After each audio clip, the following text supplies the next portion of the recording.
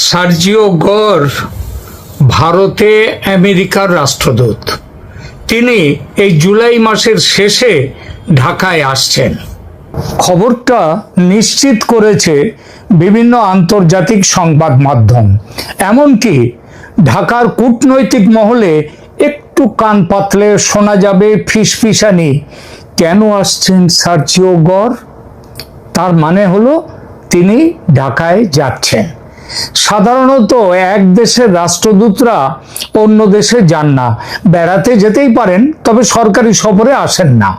কিন্তু কথাটা হলো এই বৃষ্টি বাদলার দিনে সার্জিও গর যে বেড়াতে আসছেন না বাংলাদেশে, সেটা স্পষ্ট। তাহলে কেন আসছেন? আসছেন এই জন্যেই যে ভারতে তিনি ট্রাম্প সাহেবের রাষ্ট্রদূত তো বটেই, কিন্তু তার সঙ্গে আরো একটা গুরু দায়িত্ব তার কাঁধে দিয়েছেন ট্রাম্প।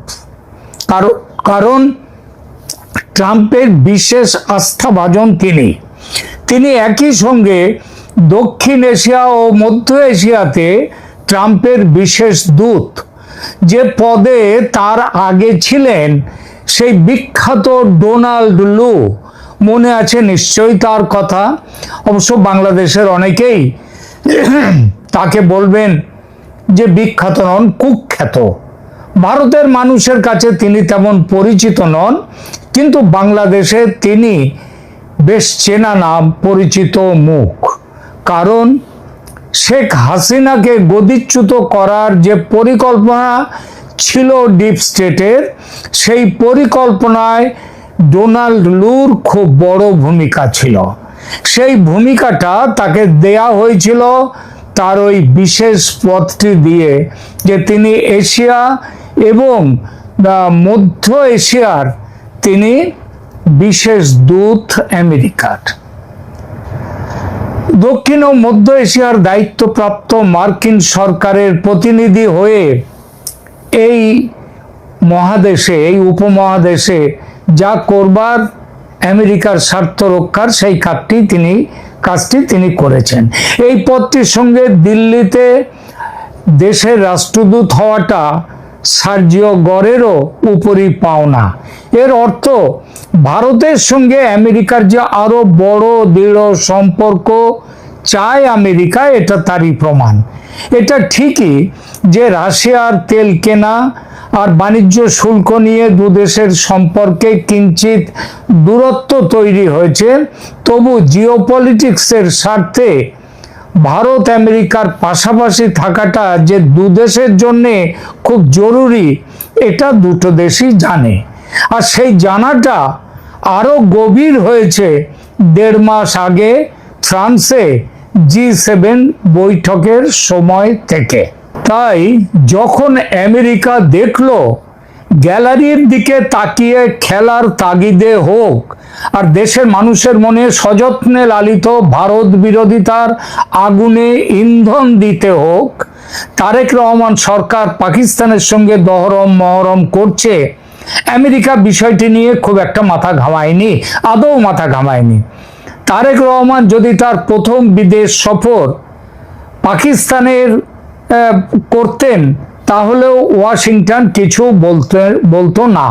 কারণ ভারতের সঙ্গে যত ভালোবাসাবাসি থাকুক না কেন, ভারতকেও তো চাপে রাখতে চায় আমেরিকা। এটাই রাজনীতি, এটাই জিওপলিটিক্স। কিন্তু তারেক রহমান পাকিস্তান সফরে না গিয়ে গেলেন চীনে। লক্ষ্য ছিল চীন দিয়ে তিনি সফর শুরু করবেন প্রধানমন্ত্রী হয়ে। তবু মালয়েশিয়াতে পা রাখলেন একটু ছেলে ভোলানো গান গাইতে। বলতে চাইলেন, কই চীন দিয়ে তো শুরু করি নাই, বাংলাদেশ নিরপেক্ষ, চীন ভারত সমদূরত্ব।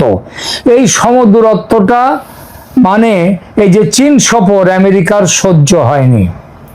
বাংলাদেশের এই চীন প্রেমকে আমেরিকা ভালো লাগেনি। তিস্তা নিয়ে, পদ্মা নিয়ে, লালমনিরহাট নিয়ে, মংলা বন্দর নিয়ে, SEZ নিয়ে, যুদ্ধ বিমান কিনা নিয়ে চীনের সঙ্গে বাংলাদেশের এই মাখামাখিটা, আমেরিকা ও ভারত দুদেশেরই সন্দেহ গোপন চুক্তি হয়ে গেছে চীনের সঙ্গে। এরপর চীন থেকে ফিরে তারেক রহমান নিজেকে বুদ্ধিমান ও নিরপেক্ষ দেখাবার জন্যে ভারত সফরে আসার ইচ্ছা ব্যক্ত করলেন। প্রস্তাব পাঠালেন দিল্লি আসবেন। ভারত সাফ বলে দিল আসতে হবে না। কূটনৈতিক বার্তা চলে গেল, ভুলে যাও গঙ্গার জল, তিস্তার জল, বাণিজ্য চুক্তি, ট্রান্সশিপমেন্ট ফ্যাসিলিটি, এসব আর কিচ্ছু ফিরিয়ে দেয়া হবে না। বাংলাদেশের জন্যে ভারত তাই দরজা বন্ধ। শুধু এই নয়, সীমান্তে যুদ্ধকালীন ব্যবস্থা নিতে শুরু করেছে ভারত। শেখ হাসিনার দেশে ফেরার ব্যবস্থাটাও শুরু করে দিয়েছে ভারত। ভারত একা যে খেপেছে তা নয়, খেপেছে আমেরিকাও। তারেক রহমানকে ওয়ার্নিং দিতে, মানে একেবারে সামনাসামনি বসিয়ে একটা আলটিমেটাম দিতে ঢাকায় চলে আসার সিদ্ধান্ত নিয়েছে আমেরিকা, আর তাই এসেছেন সার্জিও গর। তারেক রহমান আনপড় রাজনীতিবিদ হলে ভারত আমেরিকা দুই দেশকে দূরে ঠেলতেন না, কিন্তু তিনি একেবারে কাঁচা খেলোয়াড়। এখন ছুটেছেন সৌদি আরবে। রথ দেখা আর কলা বেচা একসঙ্গে দুটো কাজ সারতে। কিরকম? সেনাপ্রধান ওয়াকারুজ্জামানকে পাঠিয়েছেন তুরস্কে আর নিজে গেছেন সৌদিতে। দুই দেশের সঙ্গে আমেরিকার ভালো মহরম। আবার যদি তাদের প্রভাব খাটিয়ে আমেরিকার সুনজরে আসা যায়, এবং সবচেয়ে বড় আশা, যদি শেখ হাসিনার দেশে ফিরে আসাটা আটকে দেয়া যায়। এক সময় দেশে ফেরাও, আমাদের দাও। আর এখন উল্টো বলছে তারেক রহমান সরকার, আমাদের এখানে দিও না, শেখ হাসিনাকে দিও না, ওখানে রেখে দাও। কারণটা কি? কারণ শেখের বেটি ফিরলে বিএনপি জামাতের ছদ্মযুদ্ধ শেষ হয়ে যাবে। দেশে তখন দুইটি পক্ষ, একটা মুক্তিযুদ্ধের পক্ষ, একটা মুক্তিযুদ্ধের বিরুদ্ধ পক্ষ। একদিকে শেখ হাসিনা ও তার মুক্তিযুদ্ধের সপক্ষের জোট, অন্যদিকে বিএনপি, জামাত, ওই আরো হেফাজত, এনসিপি, এইসব বাকিরা যারা পাকিস্তানপন্থী, রাজাকার। দেশের মানুষ 24-এর অভ্যুত্থানের আসল চেহারা দেখে এতটাই ক্ষিপ্ত যে মনে প্রাণে চাইছে শেখ হাসিনা ফিরুন দেশে। তিনি ফিরে এসে বাঁচান বাংলাদেশকে। মাটির কথা, মাটি কি বলছে এ কথাটা আমেরিকার কানে যে যায়নি এমন তো কান নয়, এমন কানটা তার পরিষ্কার আমেরিকার। আর এই মাটির কথা জানতে ও আমেরিকার মনের কথাটা বাংলাদেশের প্রধানমন্ত্রীকে, বাংলাদেশকে জানাতে ঢাকায় আসছেন আমেরিকার বিশেষ দূত সার্জিও গর। সঙ্গে নিয়ে রেখেছেন তারেকের জন্য লন্ডনে যাওয়া মানে লন্ডনে আবার আশ্রয় নেয়ার টিকিট, প্লেনের টিকিট। আগের বার লন্ডনে গিয়ে দেশে ফিরতে তারেকের লেগেছিল 17 বছর। তার মধ্যে তার বিরুদ্ধে একের পর এক মামলা ছিল, মৃত্যুদণ্ড, দীর্ঘ কারাবাস, জরিমানা সব ছিল। কিন্তু সেই সব কিছু উঠে গেছে, সেটা আন্তর্জাতিক খেলায়, কূটনীতিতে উঠেছে। সেই খেলার একটা খেলোয়াড় কিন্তু তারেক রহমানকে দেশে ফেরাবার ব্যাপারে ছিল ভারতও। এখন তারেক ভুলে গিয়ে চীনের সঙ্গে প্রেম করছে। এবার গেলে ফিরতে, সেবার লেগেছিল 17 বছর, এবার ফিরতে কত বছর লাগবে? জীবদ্দশায় ফিরতে পারবেন তো? আর এক বড় সমস্যা, এবার কিন্তু ওই ফেরার জন্যে আয় বাছা আয় বলে ডাক দেওয়ার জন্যে মা নেই। মা খালেদা জিয়া তিনি পরলোকে চলে গেছেন, কে ডাক দেবে? দর্শক, আপনি কি বলবেন কমেন্ট করে জানান, আর ভালো লাগলে লাইক দিন এবং সাবস্ক্রাইব করুন এই চ্যানেল। আসসালামু আলাইকুম প্রিয় দর্শক, আপনাদের নিশ্চয়ই ডোনাল্ড লুইয়ের কথা মনে আছে, মার্কিন যুক্তরাষ্ট্রের দক্ষিণ এবং মধ্য এশিয়া বিষয়ক বিশেষ দূত, যিনি কিনা অনেক দিন এই অঞ্চলের মানুষের কাছে বিশেষভাবে স্মরণীয় হয়ে থাকবেন। পাকিস্তান কিংবা বাংলাদেশের মতো রাষ্ট্রগুলোতে রিজিম চেঞ্জ করার ক্ষেত্রে গুরুত্বপূর্ণ ভূমিকা পালনের জন্য সেই ডোনাল্ড লুইয়ের জায়গায় এখন রয়েছেন সার্জিও গোর। অনেকেই এর মধ্যে তার নামটি সম্বন্ধে জেনেছেন, যিনি একই সাথে মার্কিন যুক্তরাষ্ট্রের মধ্য এবং দক্ষিণ এশিয়া বিষয়ক বিশেষ দূত হিসেবে কাজ করার পাশাপাশি ভারতে মার্কিন রাষ্ট্রদূতের দায়িত্ব পালন করছেন। সার্জিও গোর মার্কিন প্রেসিডেন্ট ডোনাল্ড ট্রাম্পের খুবই ঘনিষ্ঠজন, একজন প্রভাবশালী রাজনৈতিক সংগঠক এবং মার্কিন ব্যবসায়ী।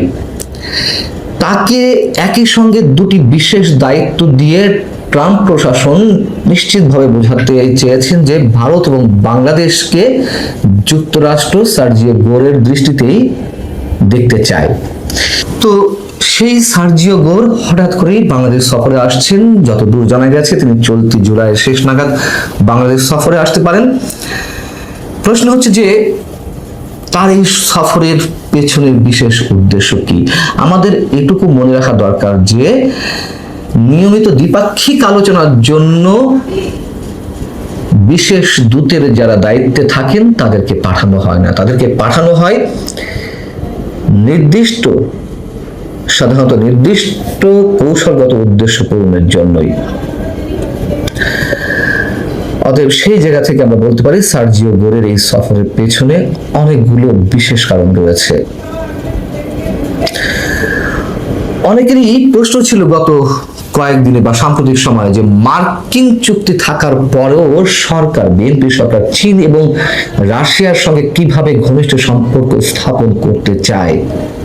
খুব স্বাভাবিকভাবেই যে কথিত মার্কিন বাণিজ্য চুক্তি তার বিভিন্ন ক্লজে এটি মোটামুটি স্পষ্টভাবে যুক্তরাষ্ট্র ইঙ্গিত দিয়ে রেখেছে যে চীন বা রাশিয়ার মতো রাষ্ট্রগুলোর সাথে বাংলাদেশ বিশেষ করে সম্পর্ক স্থাপন করতে পারবে না, সেটি বাণিজ্যিক দিক থেকে শুরু করে আরো অনেক বিষয়।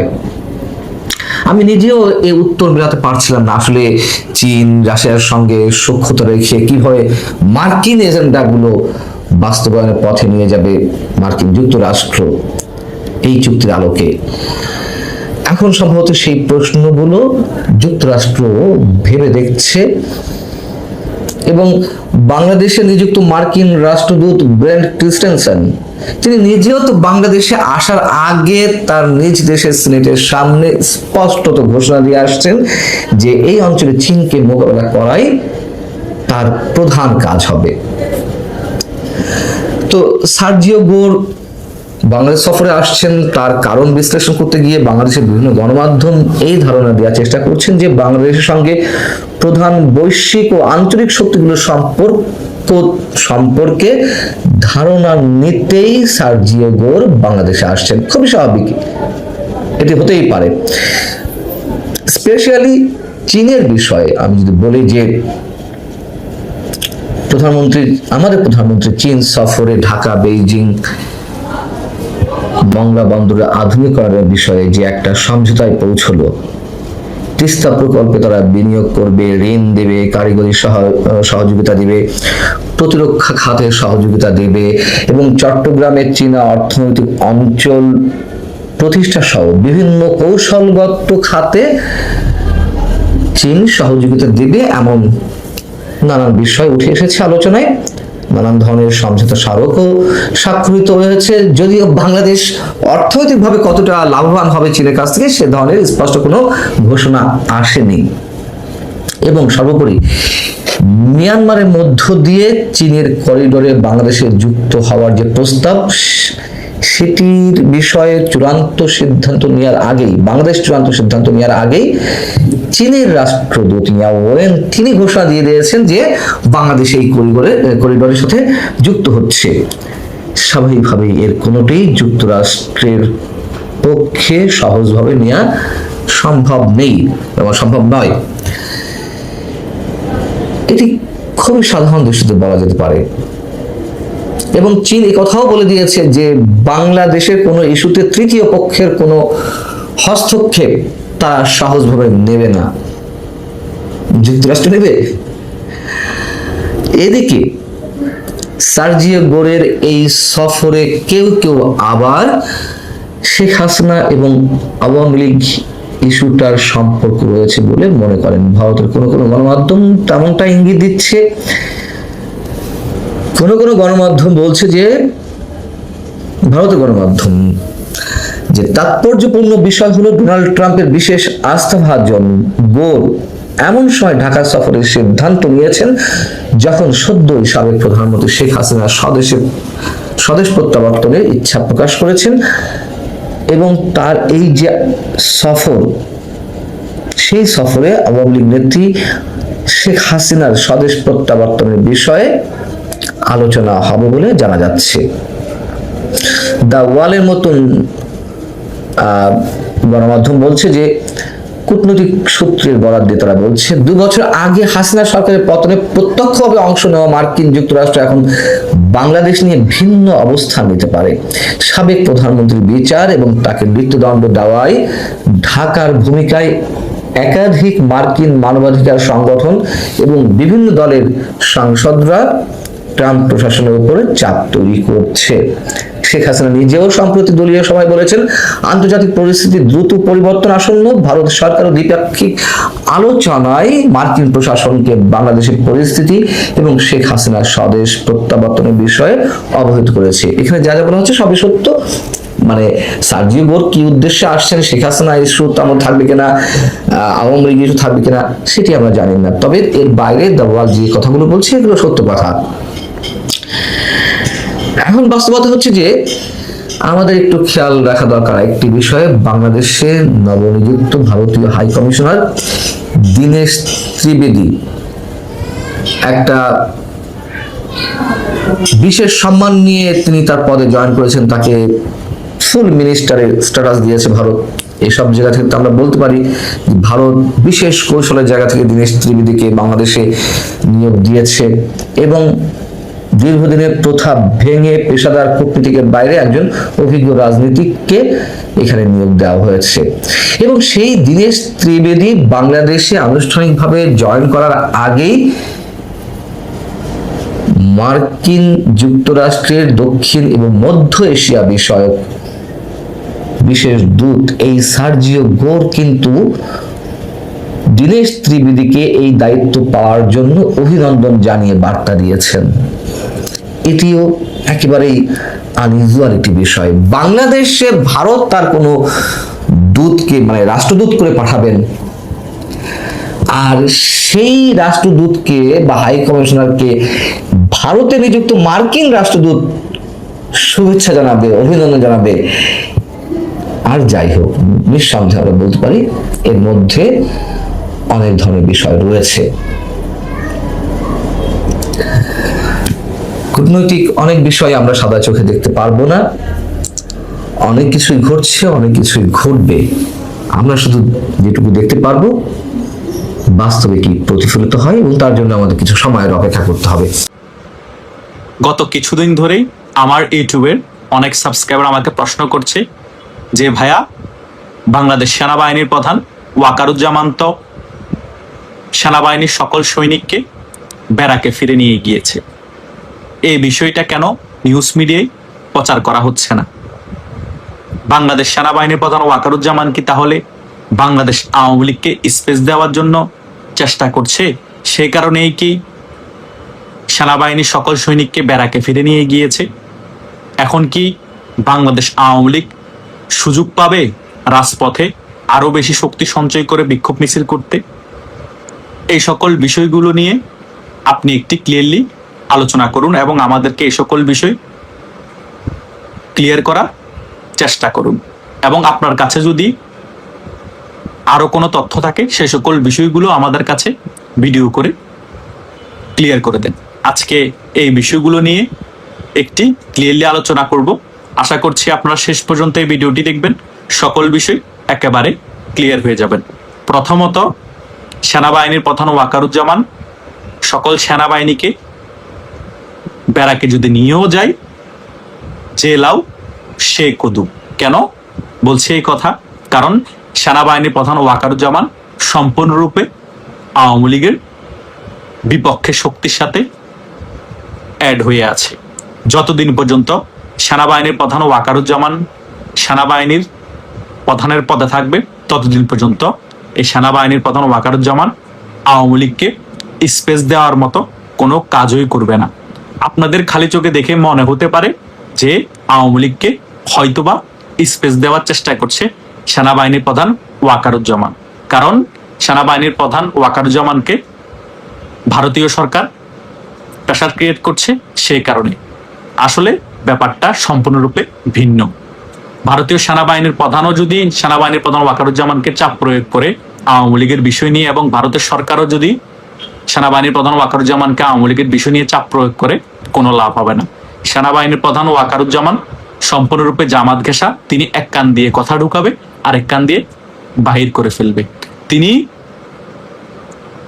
অলরেডি ক্যান্টনমেন্টের মধ্যে শিখাও নির্বাণ নিভিয়ে দিয়েছে। তার মানে বুঝতে পারছেন, জামাত যে সকল বিষয় করতে চাচ্ছে, সকল বিষয় সেনাবাহিনী প্রধান ওয়াকারুজ্জামানকে দিয়ে করিয়ে নিচ্ছে।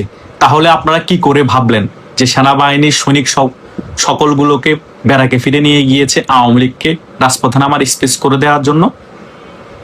ব্যারাকে তো এমনিই ফিরিয়ে নিয়ে যাওয়ার কথা আমু এবং মামুদের নির্বাচনের পরবর্তী সময়, কিন্তু 2-3 মাস দেখেছে, পরিস্থিতি অবজার্ভ করেছে আওয়ামী লীগ কি শক্তিমত্তা নিয়ে রাজপথে নামে কিনা। দেখেছে না, আওয়ামী লীগের ওই শক্তি এখন নাই। আওয়ামী লীগ রাজপথে নামতে পারবে না অনেক বেশি শক্তি সঞ্চয় করে বা সংগঠিত হয়ে। আর এখন তো রাজনৈতিক সরকার ক্ষমতায় এসেছে, তাই এই 4-5 মাস পরে সেনাবাহিনীর সকল সৈনিককে ব্যারাকে ফিরে নিয়ে গিয়েছে। আর সেনাবাহিনীর সৈনিকরাও রাজপথে থাকতে থাকতে অলরেডি তাদের ট্রেনিংয়ে বাধাগ্রস্ত হচ্ছে এবং তারাও বিরক্ত বোধ করছে। সকল বিষয় চিন্তা করে সেনাবাহিনী সৈনিকদেরকে ব্যারাকে ফিরে নিয়ে গিয়েছে। আর যখন দেখবেন আওয়ামী লীগ সংগঠিত রাজপথে নামছে, শেখ হাসিনা বাংলাদেশে ফিরে এসেছে, তখন দেখবেন বিএনপির কথা মতো উঠছে আর বসতেছে। বিএনপি যা কিছু করতে বলছে, সেনাবাহিনী সকল কিছু বিএনপির কথা মতো করছে এবং আওয়ামী লীগের নেতাদের উপর গুলি চালাচ্ছে, দমন নিপীড়ন করছে। সেটার প্রমাণ তো আমরা গোপালগঞ্জেই দেখেছি। ডক্টর ইউনূস সরকার যখন ক্ষমতায় ছিল, মানে জামাতি ক্ষমতায় যখন ছিল, এই টোকাই এনসিপির নেতারা যখন গোপালগঞ্জে গিয়েছিল, এই জামাত এবং ডক্টর ইউনূসের কথা শুনে গোপালগঞ্জে আওয়ামী লীগের নিরীহ কর্মীদের উপর গুলি চালিয়েছে এই সেনাবাহিনী।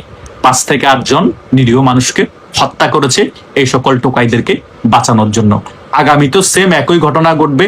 আওয়ামী লীগ যদি শক্তি সঞ্চয় করে আন্দোলন সংগ্রামের জন্য রাজপথে নামে এবং শেখ হাসিনাও যদি ডিসেম্বরে বাংলাদেশে ফিরে আসে, তখন যদি সারা বাংলাদেশ জুড়ে আওয়ামী লীগ চাঙ্গা হয়ে যায়, রাজপথে নেমে আন্দোলন শুরু করে, তখনও সেনাবাহিনী এই বিএনপির কথা শুনেই আওয়ামী লীগের নেতা কর্মীদের উপর ঝাঁপিয়ে পড়বে, রাজপথে থাকবে, গুলি করবে। এটা হবেই। এই সকল কিছু বুঝে শুনে মাথায় নিয়েই আওয়ামী লীগকে রাজপথে নামতে হবে, সংগঠিত হতে হবে, শক্তি সঞ্চয় করতে হবে। তা না হলে কোনো লাভ নেই।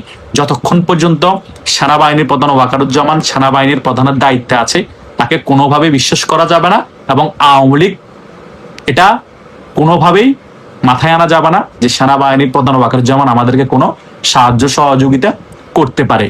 আমাদেরকে এটা মাথায় রেখে চলতে হবে, যারা মুক্তিযুদ্ধের পক্ষের শক্তি, এখন আমাদের বিপক্ষে কারা কারা আছে, তাদের মধ্যে 1 নম্বরে আছে সেনাবাহিনীর প্রধান ওয়াকারুজ্জামান, বিএনপি, জামাত, এনসিপি এবং কিছু ইসলামিক রাজনৈতিক দল। তারা আমাদের এখন ওপোনেন্ট। এদেরকে বাদ দিয়ে সকল কিছু আমাদের চিন্তা করতে হবে। আবার এটাও মাথায় রাখতে হবে, সেনাবাহিনীর মধ্যে সকলেই আমাদের বিপক্ষে না।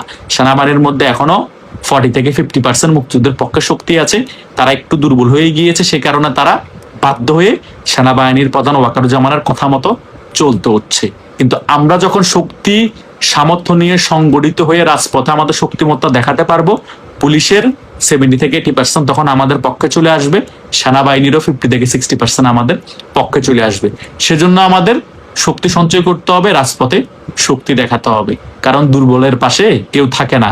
যদি হেরে যায়, তখন তো যারা আমাদের পাশে আসবে তাদের অবস্থা 12টা বেজে যাবে। তাই তখন তারা তাদের মনের ভিতর যেটা আছে সেটা দেখানোর সাহস পাবে না। সে কারণে আমাদেরকে রাজপথে শক্তি সামর্থ্য দেখাতে হবে, সেজন্য শক্তি সঞ্চয় করতে হবে। টানা 20 থেকে 25 দিন যদি আমরা রাজপথের মধ্যে শক্তি সামর্থ্য দেখাতে পারি, শক্তি সঞ্চয় করে, দেখবেন সেনাবাহিনীর এক অংশ আমাদের পাশে এসে দাঁড়াবে, সাধারণ জনগণ আমাদের পাশে এসে দাঁড়াবে, পুলিশের 3/2 অংশ আমাদের পাশে এসে দাঁড়াবে।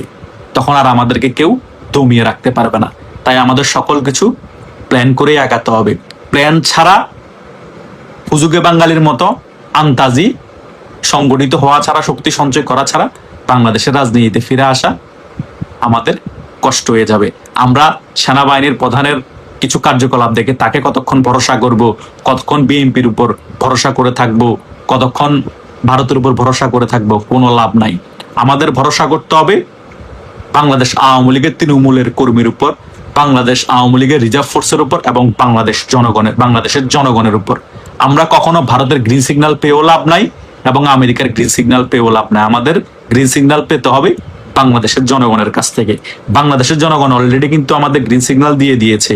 তাই কিন্তু শেখ হাসিনা দেশে ফিরে আসার জন্য তৎপরতা বাড়িয়ে দিয়েছে এবং আওয়ামী লীগের তৃণমূলের কর্মীরাও কিন্তু সংগঠিত হয়ে আন্দোলন সংগ্রাম করে বাংলাদেশের রাজনীতিতে ফিরে আসার জন্য তৎপরতা বাড়িয়ে দিয়েছে। কারণ যে জায়গা থেকে আমাদের গ্রিন সিগন্যাল পাওয়া দরকার, সে জায়গা থেকে জনগণ আমাদেরকে গ্রিন সিগন্যাল দিয়ে দিয়েছে। তাই কত তাড়াতাড়ি বাংলাদেশ আওয়ামী লীগ সংগঠিত শক্তি সঞ্চয় করে নিজেরা রাজপথে ফিরে আসবে এবং তাদের নেত্রী শেখ হাসিনাকে ডিসেম্বরে বাংলাদেশে ফিরে আনবে, সেটা হচ্ছে মূল বিষয়।